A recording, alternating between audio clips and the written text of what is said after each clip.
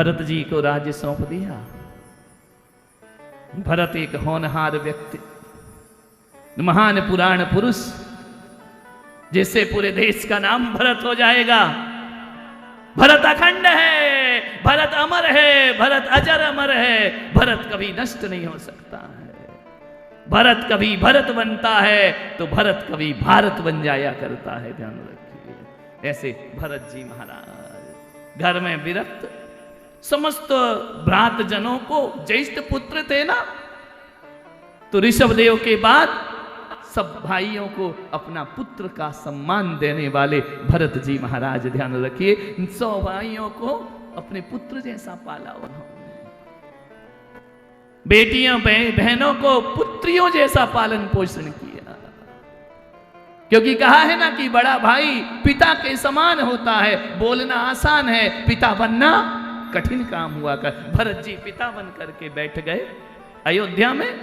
जो जो राज्य जिसको भगवान ने दिया, उन्होंने राज्य का उन्हें राज तिलक कर दिया भरत जी महाराज ने, कि जाओ पिता के दिए हुए राज्य को सुख से भोग करो, और कभी कभी जरूरत पड़े कि भरत तुम्हारे साथ हमेशा खड़ा रहेगा। एक बड़ा भाई अपने छोटे भाइयों से बोल सकता है, हर संकट में तुम्हारे साथ हूं, हर पीड़ा में तुम्हारे साथ हूं। उन्होंने अपने भाइयों से कहा कि भ्रात, तुम्हारे सुख में भरत हमेशा पीछे रहेगा, और तुम्हारे दुख में हमेशा भरत तुम्हारे आगे चलेगा। जब जब तुम्हारे जीवन में फूलों भरा रास्ता होगा तो मेरे 100 भाई बहन तुम आगे रहोगे, कांटों का रास्ता आएगा, भरत जी महाराज आगे आगे चलेंगे, तुम मेरे पुत्र समान हो। कितना प्रेम उन भाइयों में, अटूट प्रेम। और सभी भाइयों में सबसे ज्यादा प्रेम भरत को बाहुबली से हुआ करता है, सौतेला पुत्र, लेकिन सगे से भी ज्यादा प्रेम करते हैं भरत जी महाराज बाहुबली से। कहीं ऐसा ना हो कि मेरे पिता चले गए तो बाहुबली संकुचित हो कि मैं तो सौतेला भाई हूं।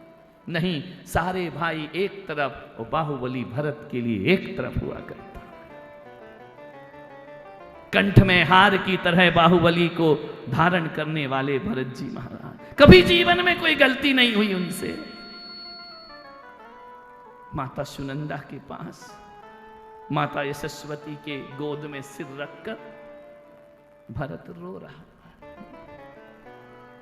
आंखों में अश्रु की धार।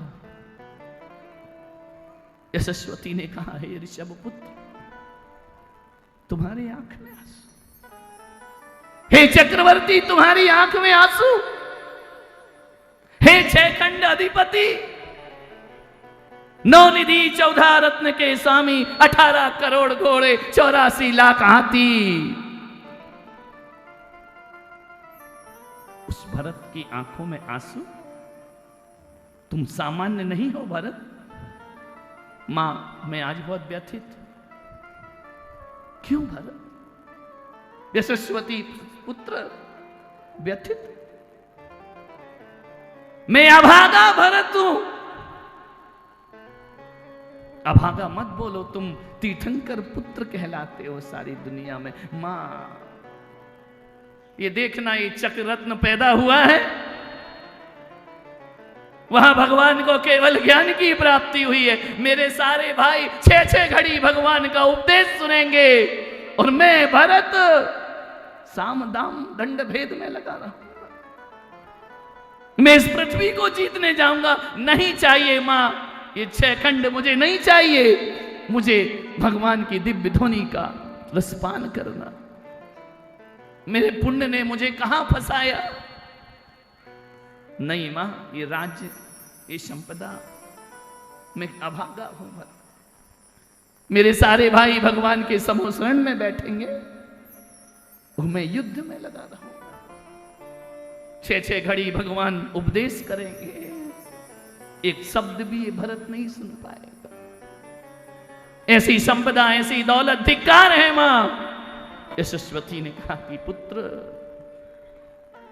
मालूम है तुम जिसे आज ठुकरा रहे हो, कल जब मेरे गर्भ में आए थे ना तुम, तो तुम्हारे पिता ने ही बड़े गर्व मस्तक ऊंचा करके कहा था कि हे यशस्वती, तेरे घर, तेरे कोख से चक्रवर्ती का जन्म होने वाला है। ये उनका आनंद था, उनके ग्रस्त जीवन का, कि मेरे घर में चक्रवर्ती पैदा होगा। क्या तुम अपने पिता के आनंद को ठुकरा दोगे? समझा रही है माता, सुबह युद्ध कला, युद्ध के लिए निकलना है। भरत कहता है मां फिर भी मेरा मन नहीं करता। कैसा परिवार, हर व्यक्ति विरक्त, किसी को राजपाट अच्छा नहीं लग रहा, किसी को भोग अच्छे नहीं लग रहे, किसी को संसार अच्छा नहीं लग रहा है, किसी को कोई भी रिश्ते नाते अच्छे नहीं लगते। एक एक व्यक्ति व्यथित है अपनी आत्मा की निर्मलता के लिए। उस परिवार में कोई नहीं कहता मुझे ये दे दो, मुझे वो दे दो। 6 खंड जीतने भरत गए, लौट करके वापिस अयोध्या में भगवान समोसरण में विराजे। जाते जाते भगवान के दर्शन करूं। 6 खंड विजय के पहले भरत जी महाराज, मालूम है इन्हीं नवरात्रि में भरत जी की दिग्विजय यात्रा शुरू होती है। और सौभाग्य तुम्हारा, इसी नवरात्रि में ऋषभ कथा का यहां पर आयोजन चल रहा है। चक्र रत्न की पूजा, शस्त्र पूजा होती है ना, दशहरा पे आरएसएस शस्त्र पूजा करता है, मुझे आमंत्रित किया गया है उसमें। वो शस्त्र पूजा कोई और नहीं, वो भरत जी का जो चक्र रत्न पैदा होता है उसकी पूजन की जाती है 6 खंड का अधिपति बनने के लिए। ये जैनों में नवरात्रि का महत्व हुआ करता है। भरत जी की दिग्विजय यात्रा प्रारंभ होती है। जाकर के ऋषभ देव को प्रणाम किया, भगवान हे जगत के पालनहार, मैं कहां साम दाम दंड भेद में फंसा रहे मुझे नहीं जाना भगवान। समोसरण में बोले मुझे नहीं चाहिए 6 खंड, अपने चरणों का सेवक बना के रखो। मन को मलान करते हुए भरत को उठना पड़ता है। हर कोई यहां पर क्रूर नियति के हाथों का है खिलौना, कोई न जाने जीवन के किस मोड़ पे कब क्या है होना।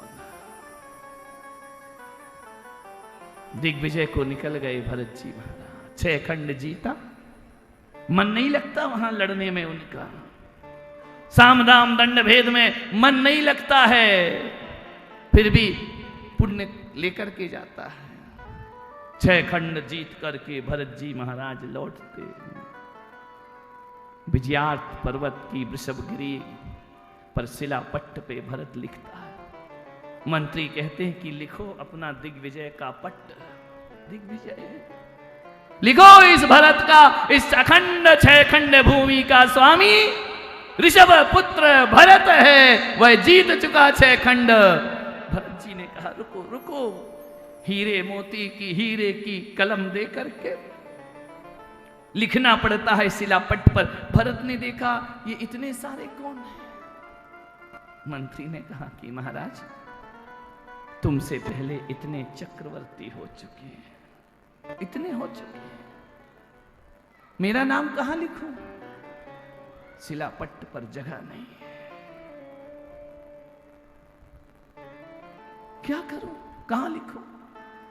महाराज एक काम करो, पुराने चक्रवर्ती का नाम मिटाओ और उस पर अपना नाम लिख दीजिए। कहां पे गई भरत की कलम? पुराने का नाम मिटाकर अपना नाम लिखूं? बोले महाराज ये व्यवस्था है, इस शिलाखंड पर नाम लिखने की जगह नहीं, तुम्हारे जैसे बहुत तेरे जैसे लाखों आए, लाखों इस माटी ने खाए, लाखों आकर चले गए। भरत जी अंतस छटपटा उठा, मंत्री तो क्या कल कोई और मेरा नाम भी मिटाएगा? अवश्य महाराज, अवश्य मिटाएगा। तो फिर मैंने 6 खंड क्यों जीता है? फिर मैं किस चीज का सम्राट हूं? पग पग पर विरक्त हैं भरत जी महाराज। बेमन से नाम लिखा, और तुम लोग यदि नाम नहीं लिखो तो क्या होता है? क्या होता है? इनका युद्ध तो जिंदगी में एक बार हुआ, तुम्हारे यहां तो रोज होते ही महाभारत। आवाज पहुंच जाती है ना मेरे कमरे में, समझ जाता हूं ये पंचम काल के भरत लड़ रहे हैं। 6 खंड के लिए नहीं, ठीकरों के लिए लड़ रहे। जिसकी कोई मूल्य नहीं है उसके लिए अपनी जान दे रहे। मेरा नाम नहीं बोला, क्या होगा तेरे इस नाम का पागल? क्या होगा? नाम तुम्हारा है, माँ बाप ने दिया है, वो भी तुम्हारा नहीं है, ध्यान रखना। तेरे नाम के हजारों आएंगे इस धरती पर, ध्यान रखना। चक्र रत्न रुक गया अयोध्या में, अंदर नहीं जाएगा। भरत जी ने कहा कि युद्ध पूरा हो गया, विजय हो गई, अब क्या दिक्कत है? नहीं महाराज, अभी तुम्हें घर की लड़ाई लड़ना है, बाहर से तो जीत आए। और एक बात याद रखना, दुनिया में बाहर वालों से लड़ना बहुत आसान होता है, घर वालों से लड़ना बहुत कठिन होता है। बोलो ऋषभदेव भगवान की। आदमी हारता है तो अपनों से हारता है, गैरों से नहीं हारता है। आदमी को तकलीफ अपनों से मिलती है। जो अपने इर्द गिर्द हैं वही हमारे दुश्मन होते हैं। आदमी सबसे ज्यादा कमजोर कब होता है? अपनी ही औलाद के सामने कमजोर हो जाया करता है, अपने ही परिवार से कमजोर होता है। भरत जी ने कहा कि मंत्रियों, सबको तो जीत लिया, अब क्या बचा है? मैं थक गया, मुझे भगवान की दिव्य ध्वनि सुनने जाने दो। मंत्रियों ने कहा ठहरो महाराज, नहीं, सारा खेल मंत्रियों ही का तो होता है। समझ गए क्या? हमारे यहां भी प्रदीप जी का सब खेला चल रहा है। मंत्री तो सलाह देते, ऐसा करो वैसा करो वैसा करो। भरत जी तो रथ छोड़ के भागना चाह रहे थे भगवान की दिव्य। अरे ठहरो, कहां जा रहे हो? बैठो महाराज बैठो, अभी ऐसे कैसे? ये चक्र रत्न यहीं अड़ा रहेगा, ध्यान रखना, ये अंदर नहीं जाएगा। आपकी विजय अधूरी है, मुझे नहीं चाहिए विजय। नहीं महाराज, अनर्थ हो जाएगा।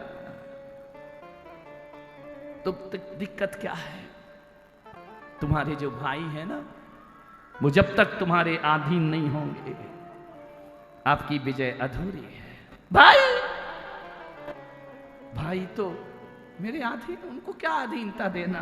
मेरे एक आदेश पर मेरे भाई मुझे अपना राजा स्वीकार कर लेंगे। और उन्होंने किया है। जब मेरे पिता ने मुझे राज्य दिया तो राजधानी का राजा मुझे माना उन्होंने।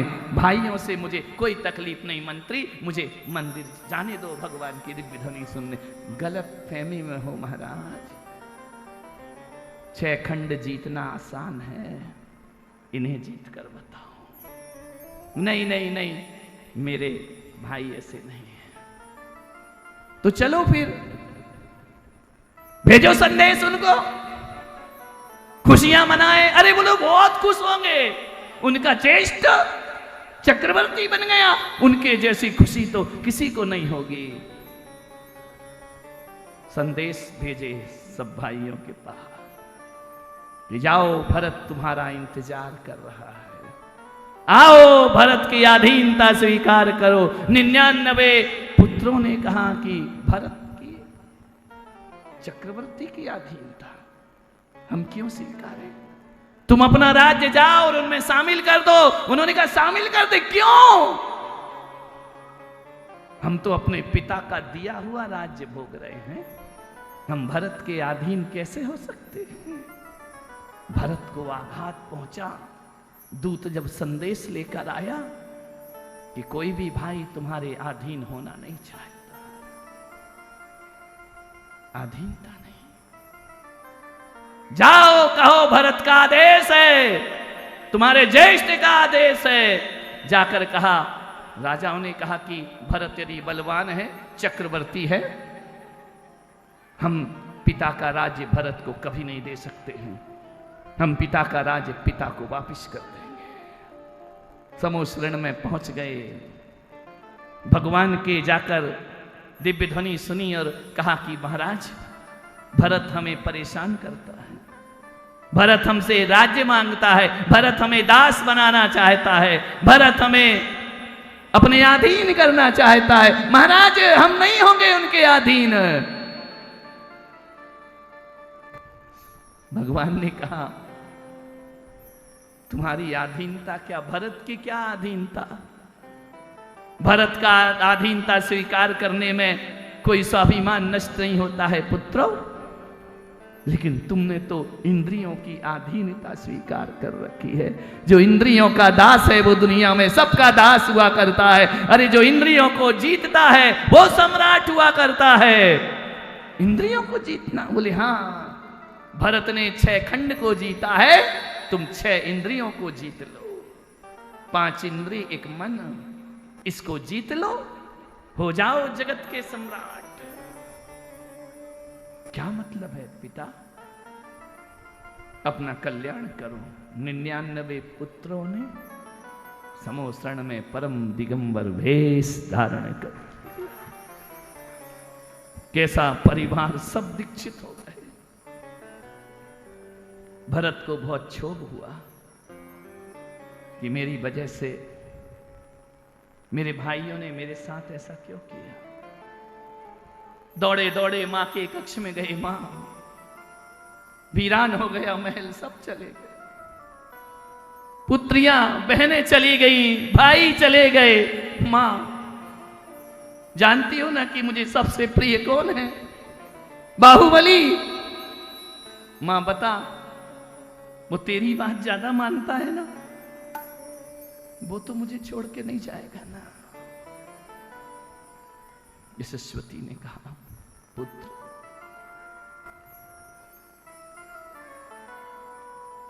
इतना विश्वास है तुम्हें बाहुबली? बाहुबली बस में नहीं, पृथ्वी सब आधीन। चक्रवर्ती चिंतित हुए, दुविधा में मन। एक तरफ भय है कि चला ना जाए, प्रेम बहुत है ना, और एक तरफ अर्थव्यवस्था है, राज्य व्यवस्था है। करे क्या? दुविधा में चक्रवर्ती। चक्रवर्ती क्रूर नहीं है, भरत जी महाराज अहंकार में नहीं है, वह क्षोभ में है।